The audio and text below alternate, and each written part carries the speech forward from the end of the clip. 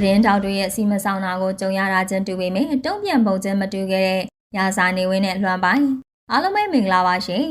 ဒီရက်ပိုင်းမှာအစရောလွှမ်းပိုင်ကသတင်းတောက်တယောက်ကိုမကြောက်ဝဲမနာတာစကားလုံးနဲ့တုံ့ပြန်ခဲ့တာဟာလူပြောများနေခဲ့ပါတယ်လွှမ်းပိုင်ကိုပွဲတစ်ခုမှာသတင်းတောက်တယောက်ကမိကွန်းတစ်ခုမေးမိရာကနေစိတ်တိုးသွားခဲ့ပြီးရိုင်းဆိုင်တဲ့စကားလုံးလေးနဲ့ပြန်ပြောခဲ့ပါတယ်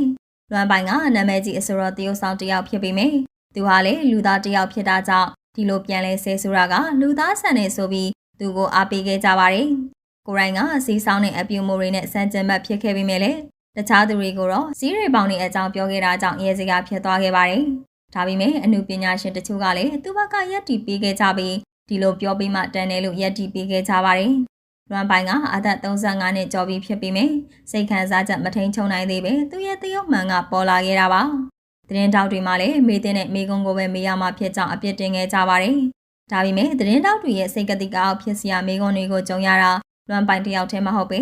အခြားသောအမှုပညာရှင်တွေလည်းရှိပါတယ်။မင်းသားကြီးရာဇာနေဝင်းကိုလည်းမီဒီယာကသတင်းတောက်တွေကပေါက်ကရတွေမေးခဲ့ကြတာကိုကြုံခဲ့ရပါတယ်။ရာဇာနေဝင်းဟာလည်းလူသားတယောက်ဖြစ်တာကြောင့်စိတ်ခံစားချက်ရှိပြီးစိတ်အနှောက်အယှက်ဖြစ်သွားပြီမဲ့လွမ်ပိုင်လို့တော့မရိုင်းဆိုင်ခဲ့ပါဘူး။သူကိုအကြက်ရအောင်လာလုပ်တဲ့သတင်းတောက်တွေကိုသူကပဲမိကုန်းတွေပြန်မေးတာကြောင့်သတင်းတောက်တွေလည်းဘာမှမပြောနိုင်ကြတော့ပါဘူး။သတင်းတောက်တွေကိုစသလိုနောက်သလိုနဲ့ပညာပေးခဲ့ပြီးနောက်ဆိုရင်မိကုန်းတွေကိုကြိုတင်ပြင်ဆင်လာဖို့ကိုပါတင်ကြားပေးသွားခဲ့ပါတယ်။ရန်လိုတဲ့အပြုမှုလည်းမပါသလိုရိုင်းဆိုင်တဲ့ဇာတ်ကားတစ်ခွန်းမှလည်းမပါဝင်ပဲပညာသားပပပြောသွားခဲ့တာဖြစ်ပါတယ်။သူရဲ့လူကြီးလူကောင်းဆန်မှုနဲ့ professional ဆန်မှုကိုပါပြသသွားခဲ့ပါတယ်။ရာဇာနေဝင်းကိုလူအများကဒီတစ်ချက်နဲ့သဘောကျသွားခဲ့ကြပြီးသဘောမကျတဲ့အရာတွေကိုဒီလိုနည်းနဲ့ပဲတုံ့ပြန်တင်ကြောင်းလက်ခံသွားကြပါတယ်။မင်းသားကြီးရာဇာနေဝင်းကမျိုးရိုးကုံကိုလည်းသူကြောင့်ညနာပြက်စရာဖြစ်အောင်မလုပ်သလိုဝေဖန်စရာဖြစ်အောင်လည်းမနေခဲ့ပါဘူး။ပေါ်ပပပျော်ပျော်ရွှင်ရွှင်နေတတ်ပြီးမြဲ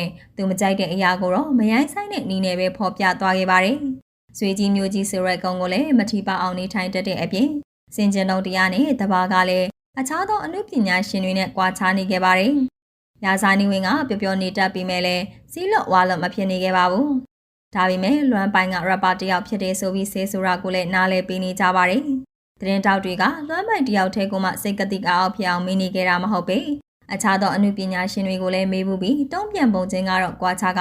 ရလက်တွေကလည်းကြွားချသွားမှဖြစ်ပါတယ်။စိတ်အနှောက်အယှက်ဖြစ်စရာကိစ္စတွေကြုံလာတဲ့အခါရာဇာနေဝင်းရဲ့ဖြေရှင်းပုံကမှန်ကန်သလားလွမ်ပိုင်ရဲ့ဖြေရှင်းပုံကမှန်ကန်သလားဆိုတာကောမန့်မှာပြောသွားခဲ့ကြပါအောင်ရှင်။ကြည့်ရှုအားပေးခဲ့ကြတဲ့ပရိသတ်များအားလုံးကိုကျေးဇူးအထူးတင်ရှိပါတယ်။